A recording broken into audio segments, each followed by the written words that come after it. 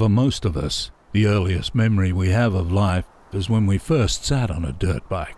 From that day forth, we devoted our weekends to waking up at the crack of dawn, road tripping it to our local tracks, and ripping the dirt and dust that we call home. For a select few, it came as second nature, and what was once a bit of fun became a whole lot more. For these elite riders who are biding for contracts at present, there are very few opportunities that keep the dream alive. The consequences for coming up short are daunting, but in most circumstances the addiction and glory outweighs the risk. In the lead up to the 2017 Motul MX Nationals, these riders devote months ensuring they are one step ahead of the competition. I've never been pushed a day in my life to ride bikes or train or anything. We're all chasing that guy at the moment, and yeah, it won't be long before we take him down. I was kind of expecting to come over here and just dominate, but the tracks are so much different and the way you have to ride them are so much different. When I hear these dirt bike riders say how hard it is, what kind of job that we run, I just laugh at them.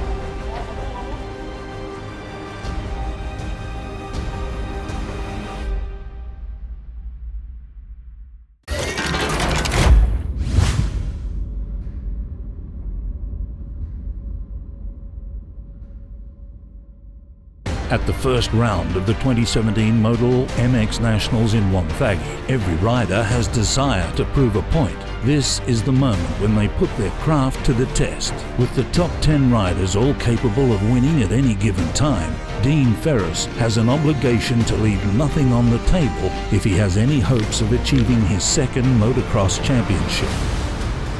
Thor MX1, here we go. So it's Kyle Peters on board the Wilson's Coolware Suzuki.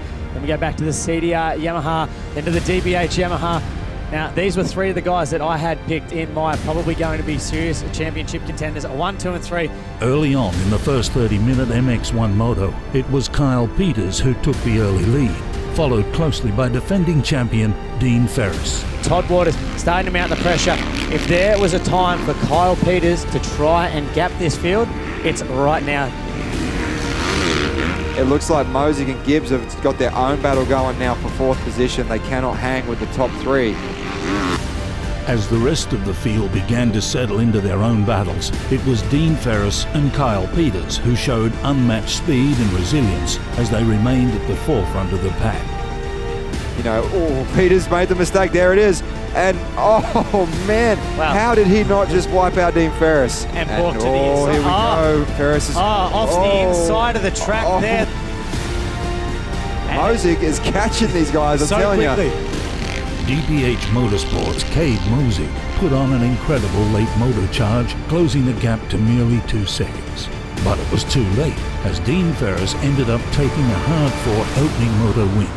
The rest of the field, who came up short, were left wondering what it will take in the second moto for them to dethrone the defending champion. We're getting ready to go racing here. Thor MX1, gate is down for Moto 2.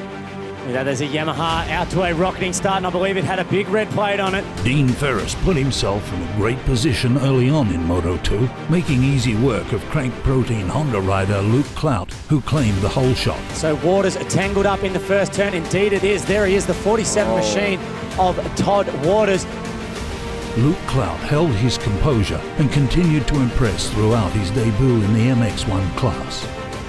Mosiq up there, another solid performance for Cade Mosiq. Kyle Peters really starting to mount a charge onto the back of Luke Clout. And we have already seen Kirk Gibbs go through on them.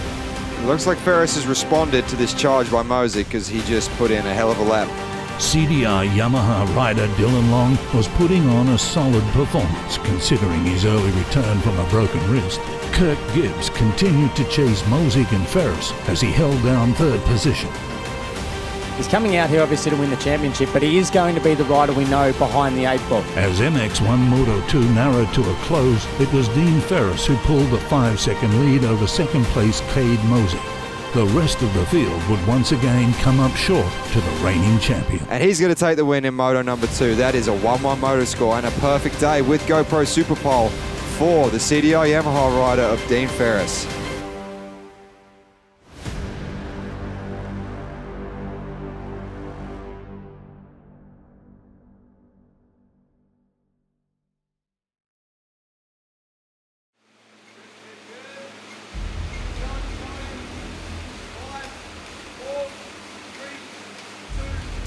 Nathan Crawford made his debut in the Premier MX1 class at Wodonga, putting on an impressive performance considering the wrist injury he sustained during pre-season training. After stepping up from the MX2 class, he looks to build his strength as the year progresses, which will not be hard for this determined young talent.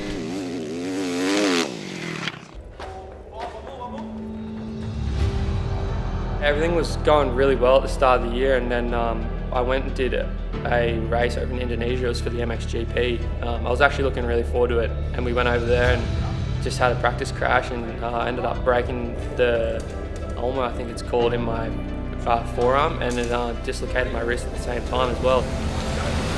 The recovery kind of went not too bad. I just didn't have quite enough time before the first round, and we kind of pushed the issue a little bit with that, just trying to put some points on the board.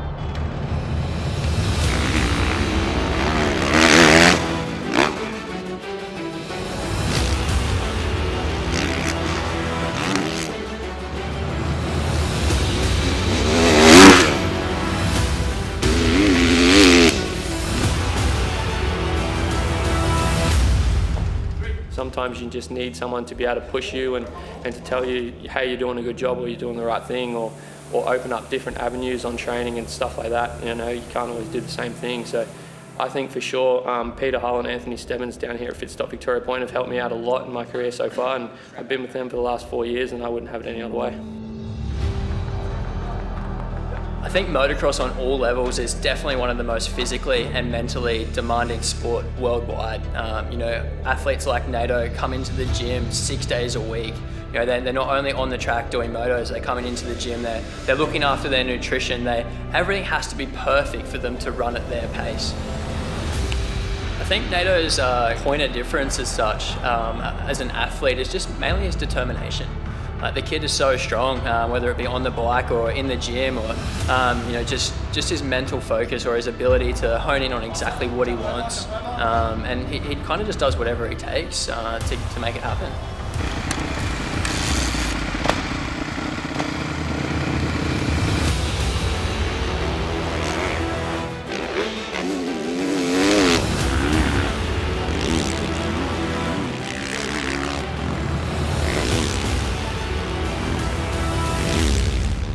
My dad always, applied a little bit of pressure. He never said to me, you have to win, or you have to go down to the gym, otherwise we're not going racing this weekend. It more came within myself to want to, be better and be fitter and stronger, so that when I got to the race on the weekend, I was prepared.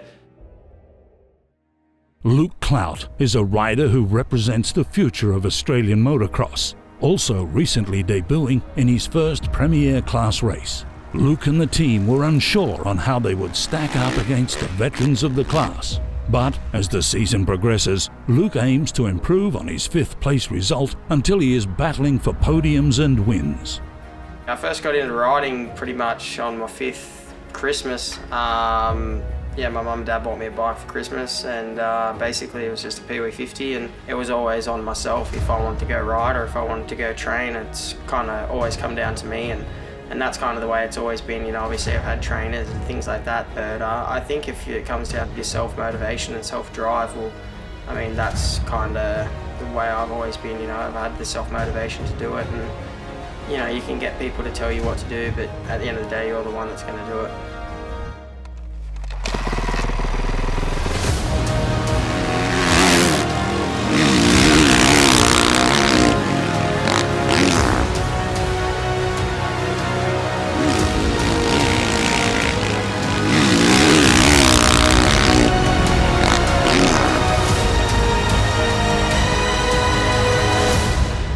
Being over in the States was a really good experience for me. I raced over there for a few years at the Amateur Nationals and stuff like that, and then I got to come home and race, and then I went back over there in 16 for the AMA series and signed a 2-year deal with the team, and pretty much I was just sitting there with a broken leg days after I'd done that, and I didn't know where I was going to be. I didn't know if how that was going to affect the overall term of the contract and things like that. And yeah, it was weird because I wasn't at home and I was in a different country with a broken leg, so I was just so many mixed emotions going through me at that point in time. But I don't know, I was really determined to get back, and obviously, you know, after having found out the team was still going to stick behind me, and I think that gave me a bit of fire in the belly just to give it 100% and get back to, you know, get back as quick as I could, and that kind of was the determination. And I wanted to race in America, and obviously having that opportunity was something that definitely gave me the drive.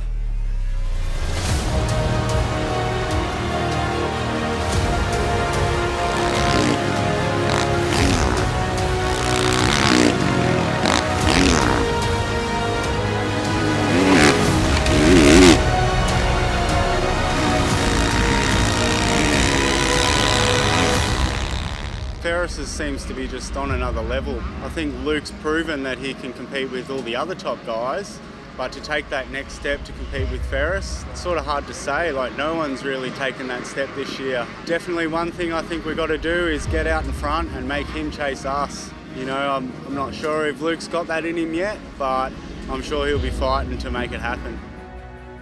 My career is just starting, you know. Obviously I've done a lot since, you know, I've turned pro, and obviously won some championships and Des Nations and raced in America. But I think coming home and only being 22 and racing a 450 and stuff like this, it's just the beginning for me. I think, you know, obviously it's just a year to come home and hopefully build and learn and just get back to the way I should be riding. You know, I think that was last year I wasn't riding the way I should be, you know, obviously with injuries. So I think being back home is just like a building year and having fun again and just learning and I think, you know, just progressing my riding again.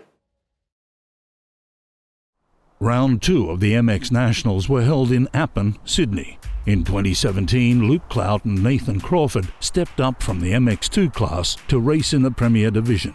This change brought about many challenges for these two. Having factory support eases the burden of logistics, but can take a toll on the mind, with imminent pressure from all angles. For Luke Clout, this is his local round, so hopes were high, and for Crawford, he simply looked to continue salvaging points with his wrist injury still lingering.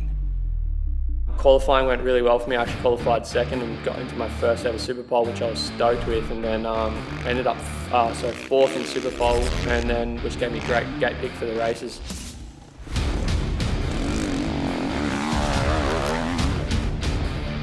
It was evident after practice that the track was going to be gnarly.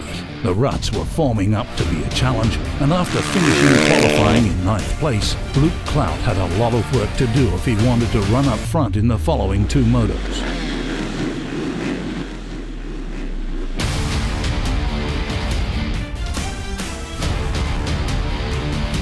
Kyle Peters in first, then we go to Dean Ferris, Kirk Gibbs, Brett Metcalf, it was Nathan Crawford, the Kawasaki rider, Cade Mosiq, a standout guy from round 1, he's up there in 6th, then Todd Waters, Luke Steig, Kieran Hall and Alexander Tonkov. Luke Clout was the dark horse that I had picked in this one. Kirk Gibbs passed both Dean Ferris and Kyle Peters to take the lead, and once he was out in front, no one was able to catch him. Crawford finished strong in 4th place, while Luke Clout battled to finish within the top 10. In Moto 2, the weather took a turn for the worse, and Ferris needed to have redemption if he wanted to retain the red plate and his points lead. MX1 Moto 2 is underway. Luke Clout and Kyle Peters both go down on the start straight. Dean Ferris pulled the whole shot and led the pack, with Todd Waters and Brett Metcalf following closely. After a rough start to the moto for both Crawford and Clout, they battled through the traitorous conditions to get inside the top 10. After 20 minutes riding in some of the most technical conditions the MX Nationals has ever seen, it was all too late for Kirk Gibbs, as Ferris was able to secure yet another moto win. In this championship, it's days like this that make all the difference.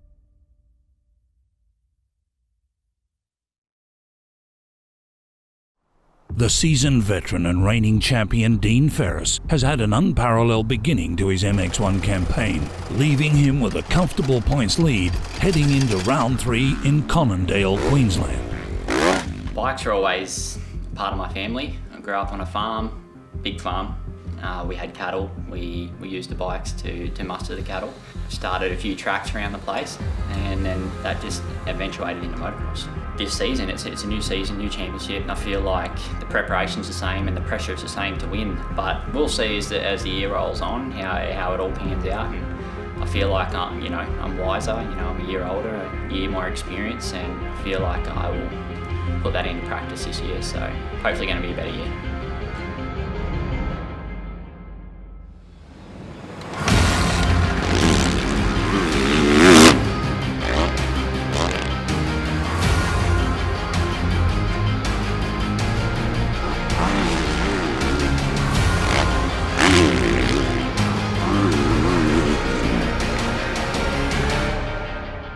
I've never been pushed a day in my life to ride bikes or train or anything.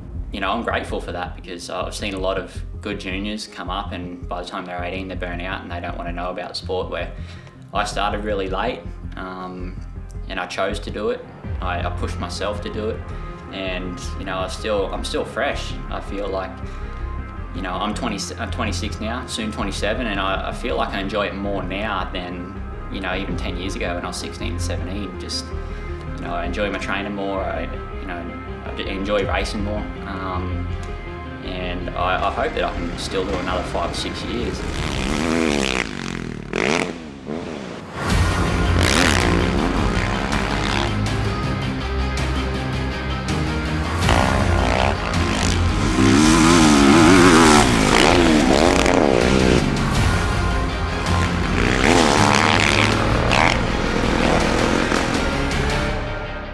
Having a trainer just takes away a lot of the doubt, and my trainer Guy Andrews has a lot more experience than I have at the top. He was, for a whole decade on top of the Ironman scene. So when I started with him, I just put in a lot of trust that he knew what he was talking about, and I know what I'm doing every day. I'm not questioning my training, I just know it's working. I just enjoy every part about motocross. My training, my riding, the traveling, the family aspect of it. And every day I go out and ride or train, I'm trying to kick goals, and that for me is just as enjoyable as winning itself. After the first 2 rounds, Kirk Gibbs was clearly unsatisfied with his results, especially after falling short of the championship to Dean Ferris in 2016. He now has to do whatever it takes to win motos, because yet again this year, consistent podiums will not be enough to win the title. I won the title in 2015, and then with the return of Todd and Dean, definitely elevated things in 16, and coming close but losing it is obviously pretty tough. So I feel like I'm making a lot of progress this year. So yeah, it's just trying to get better is what keeps me coming back.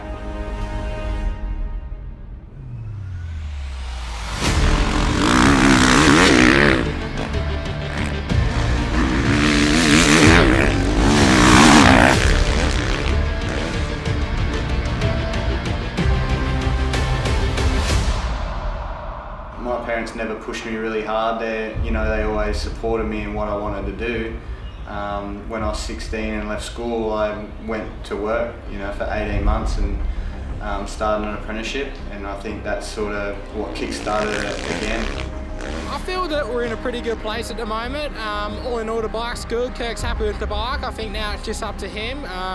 He doesn't seem to get beaten up too much even when the times are tough. He's just lacking in a little bit of sprint speed, but we're working on that and it's coming along, and I feel soon we're going to be right at the pointy end.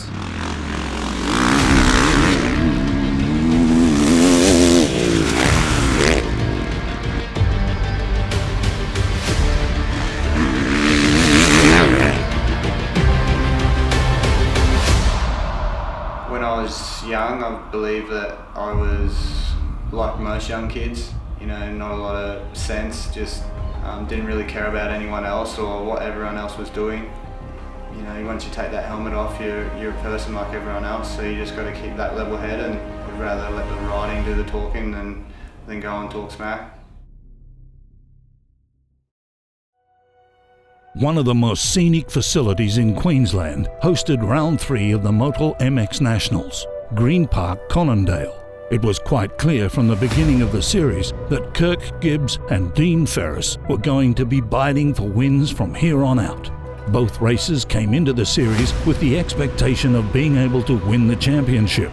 But as we will uncover, it becomes much more difficult than Kirk Gibbs had envisioned.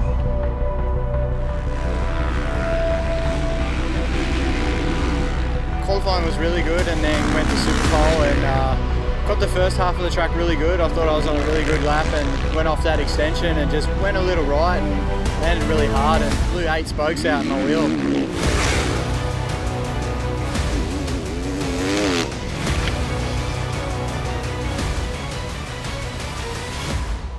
Gibbs put down the fastest time during the qualifying session, but Ferris took the Super Pole win, which gave him #1 gate pick for the motos.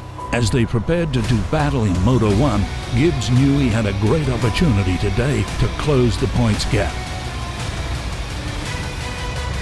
Riders are starting to get ready, everything dialed in, and we're about to go racing.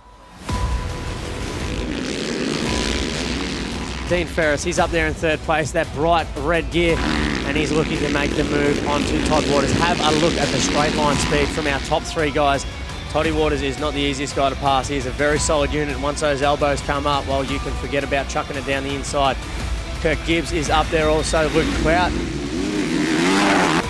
Dean Ferris, though, he's made the move on Waters, and now he's going to be looking to chase down Alexander Tonkov.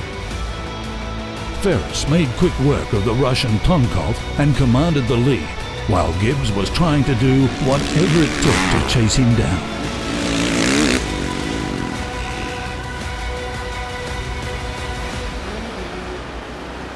Just didn't quite feel that comfortable in that first race. Was just fighting the bike a little bit and things weren't clicking that well. Got a good start in Moto 1 and got in the lead on the second lap and then stretched away to like an 8 or 10 second lead, and probably one of the best motos I'd put in all my time in the Nationals. Ladies and gentlemen, we're in the starter's hands and we are about to go racing with the second moto of Thor MX1.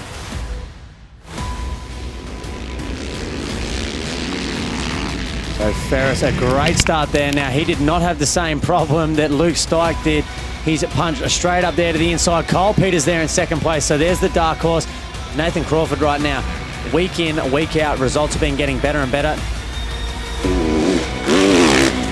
While Ferris commanded the lead yet again, Gibbs had to battle through the pack after having trouble off the start. Gibbs battles for several laps and was able to make the move on several riders, but was all too late as he had allowed Ferris to stretch out a 15-second lead.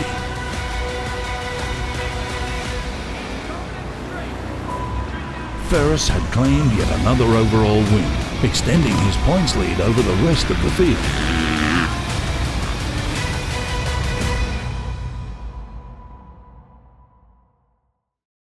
At this stage in the MX1 Championship, it becomes evident who is in contention for the title chase. Upon his return from a ruptured Achilles tendon, Luke Stike has had one podium result, which came at Appin, but in the majority of the motos has looked a little bit off the pace in comparison to the title contenders. It was definitely at an early age where I definitely knew where I wanted to be, and obviously I wanted to race dirt bikes, but didn't know what was going to happen, the finances. That didn't matter. I just wanted to race a dirt bike. It was a good family sport when I was growing up. I feel like, you know, all the families got together and you ride BMXs and you camp out and you do all that cool stuff at the track, and I just feel like that was just such a good environment growing up, and yeah, I wouldn't replace it for anything.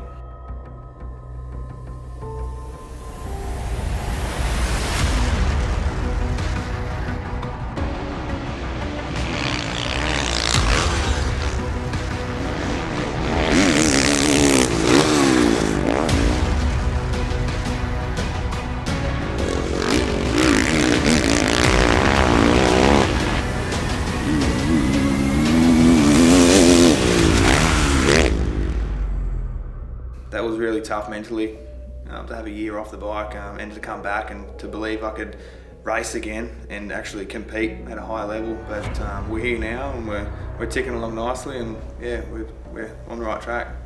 hats off to all the privateers out there doing it, and I've done it all. So every gym session, every moto, and every lap I do, that's in the back of my mind, and I feel that if I keep working hard, I won't have to be in that position again.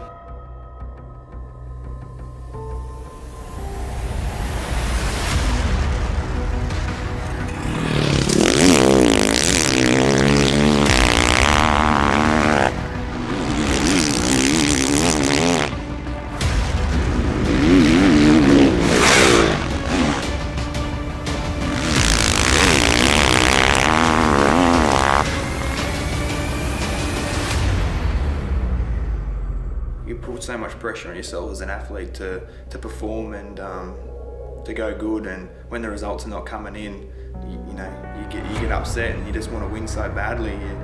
You just get so frustrated in yourself. You just want to be on the top. But this year's definitely a building year for next year. Definitely feel like the MX1 Championship is definitely in my sights. Coming into the season, the odds were stacked against factory Honda rider Todd Waters. He had just begun recovering from a torn ACL when, 1 week out from Wodonga, he had a crash which broke a rib and several bones in his foot. After suffering an injury like this, most ordinary people would be sidelined for weeks, but his riveting desire to be a champion helped him overcome the pain, and so far in 2017 he's not missed a single moto. From an age of 5 years old, all I know is my mum, dad, my sister and myself going racing dirt bikes. That's something that we enjoyed as a family, and we've travelled all over Australia and then all over the world racing motorbikes. In this point in time, now Dad comes out with me during the week, and this is a time in our life that we get to share something and enjoy together, and it's awesome having him by my side.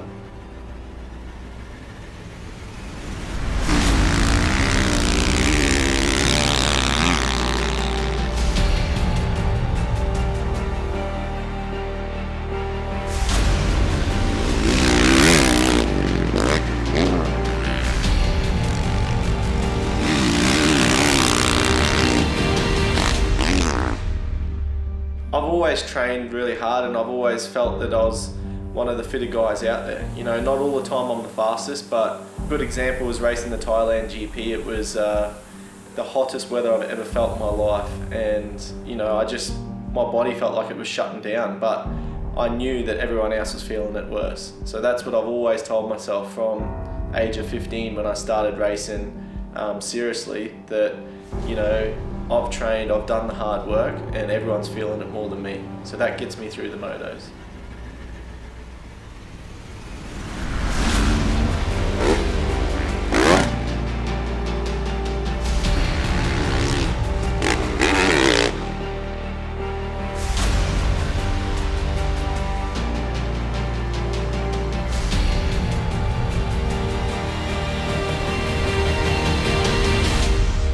Motocross is something that it teaches you that if you work hard, you get results. And that's how life is. You work hard, you get results. In the way that you start a business, you work hard at it.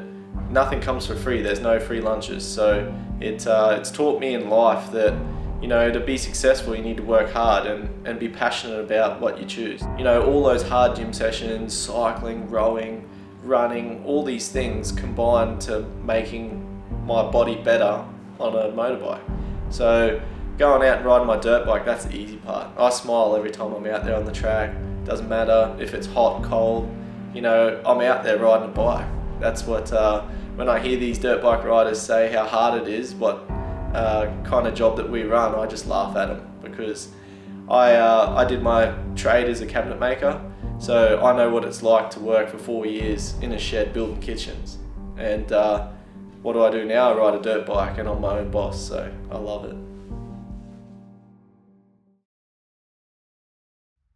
Mother Nature unleashed for round 4 of the Motul MX Nationals in Horsham, Victoria. In the days prior, heavy rain blanketed the freshly prepped track, but right when it mattered, the sun peered through the clouds, making for a technically demanding track which would challenge Todd Waters and Luke Stike as the day unfolded. The skies had opened up. It was just a mudfest. It wasn't looking very exciting for us, but we put down some solid laps. We got into the Super Pole and then come away with a Super Pole win. we're in the super pole position and we just missed out last lap, but you know, I stayed positive.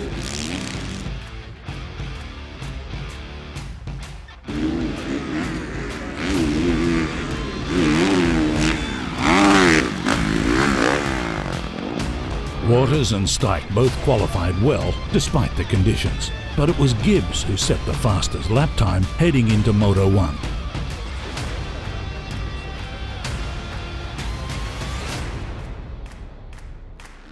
As the gate dropped for the first moto, Ferris made quick work of the competition, putting himself in a prime position to win the moto, while Luke Stike pulled a great start and settled himself into second place. We got not a bad start. I went to cross over Dean in the first corner, and the rut that I went to go over just bear hugged me and put me to the ground, so I picked it up in last and off we went.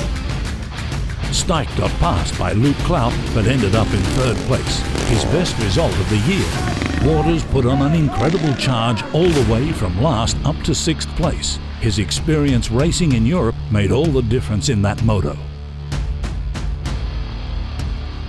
You can't win a championship in one moto, but you can certainly lose it. So minimizing the damage when bad luck rears its head is crucial. As the gate dropped for Moto 2, it was clear that Ferris and Clout had a great start yet again. But Stike made the pass on Ferris, putting himself in second position. Ferris put the hammer down and made quick work of the competition, while Waters found himself in a similar position to the previous moto, battling through the pack. In mid-moto, I just started getting a little bit of arm pump and I had a crash just after mechanics there. I went down pretty hard. Despite crashing, Stike was able to come back and pass several factory riders to finish the moto in fourth, which gave him third overall.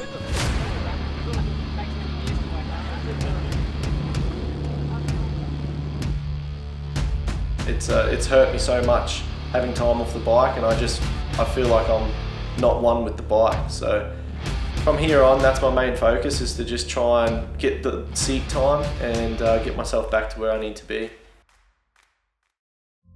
Deep in the heart of Melbourne lies the home in which Cade Mosiq spent years beating on his craft. After a tough year for Cade in 2016, he decided to return to his family home in the hope that it would benefit his program in 2017, and thus far has done so. When you're deep into a moto, or you're at the end of that 2-hour cycle, or you're in the gym and your heart rate's maxing at 190 beats a minute, 195 beats a minute, it kind of goes a little bit numb in the mind, and I just find that, sometimes I ask myself, how bad do I want it? Sometimes it's just telling yourself that you can do it. I really try and keep a positive mindset and try and back myself and tell myself that I can do it. And find that deep feeling that I want inside that just drives me, and it makes me go even harder.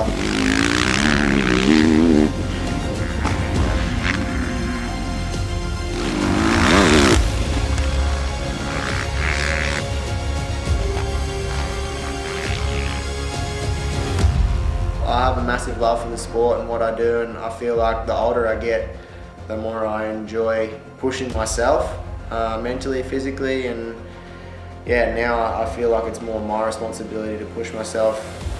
To beat Dean Ferris, it's not out of the question. I did it in New Zealand earlier this year, and just straight up passed him for the moto win, and I know myself, that's stuck in my mind that I can do it, and I think Dean's got a bit of a rhythm going at the moment, so it's just going to take us, someone to step in and try and break that rhythm, and I believe I have what it takes.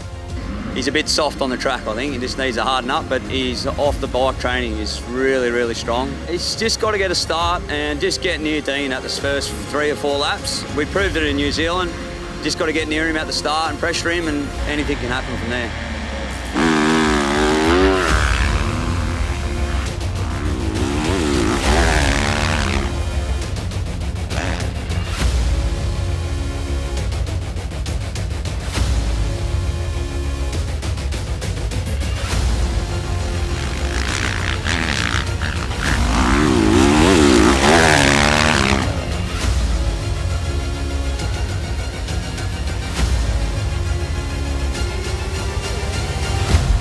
I need to be an Australian senior champion. That's my goal, and it has been for all these years. In this championship, the opportunity window is very small, and we're all chasing that guy at the moment, and yeah, it won't be long before we take him down.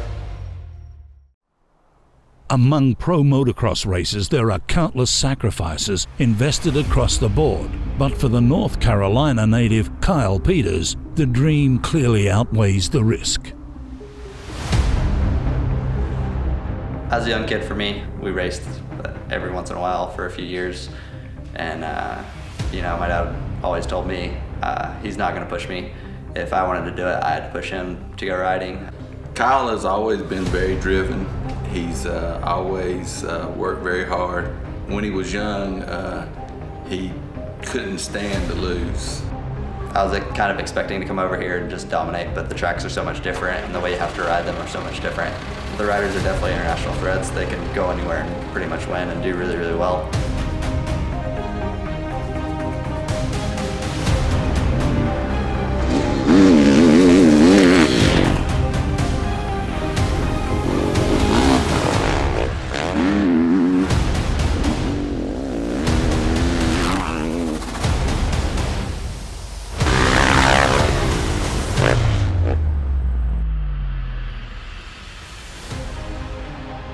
What gives me extra strength at the end of a moto or end of a training session, especially in training, is thinking about all the people that said I can't do it or I haven't been able to do it, and really just the fact of no one wants to lose, so I want to go out there and prove myself. Kyle has been injured a few times and he scared me really bad, and I just feel that the sport is very dangerous and I want to be there for him in case he needs me. And yeah, I've missed like 2 races his whole life. I'm very proud that he has a passion for what he does and he loves it. You know, they say if you love what you do, you never have to work a day in your life.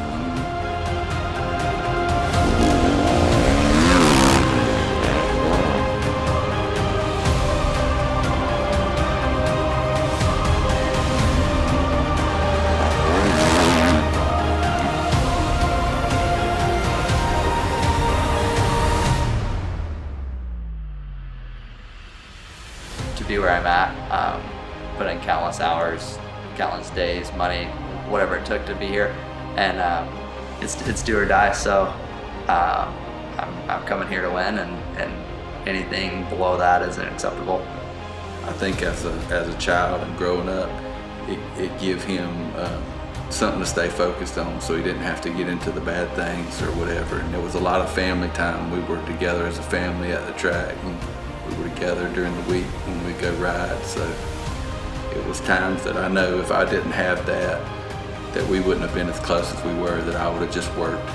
And so yeah, he would. I told him early on, I said, you know, I didn't ride, I don't know anything about it, I know it's very dangerous, so I'm not going to push you to do this. If you want to do it, you got to push me. And so I shouldn't have never said that, because he wouldn't shut up.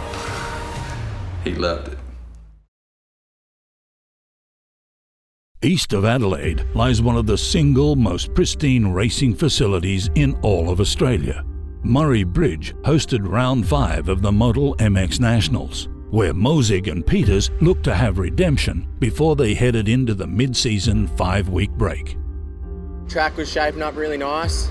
Practice and qualifying went okay. I felt pretty good straight off the bat, but just didn't get a perfect lap, didn't get a real clean lap in, a few lap guys and dudes in the way, so it made it tough.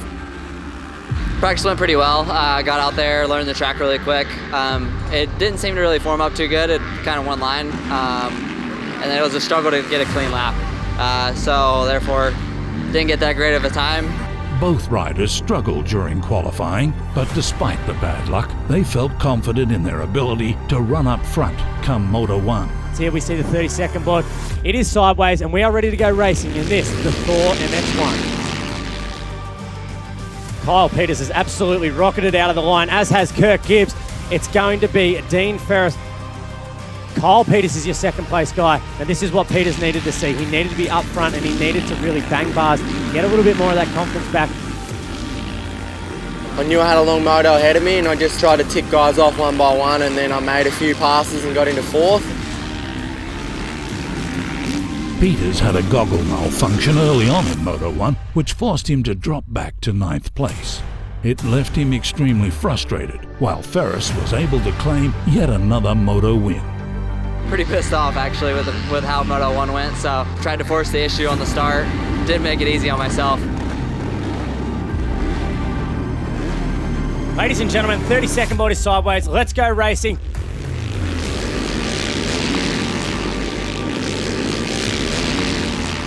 Mosiq got off to a great start in Moto 2 and battled with the veteran Metcalf for majority of the Moto, eventually finishing in 4th place and taking over 3rd in the championship. Peters struggled off the start and had to battle his way through the pack, passing several factory riders. He was able to finish in behind Mosiq, taking 5th place. Kirk Gibbs put on an incredible performance, holding off the championship points leader Ferris, taking the win in convincing fashion. To be successful in the sport of motocross, you simply must act as if there is no other option. It must become your life. When the sun comes up, these riders grind, study. They do whatever it takes to know that when they put their helmet on and the gate drops, they're ready. There is simply no formula for winning, and many more riders will fail than those who succeed. This championship will be won in the thousands of hours in the gym, on the track, and in the mind of one racer who leaves nothing on the table.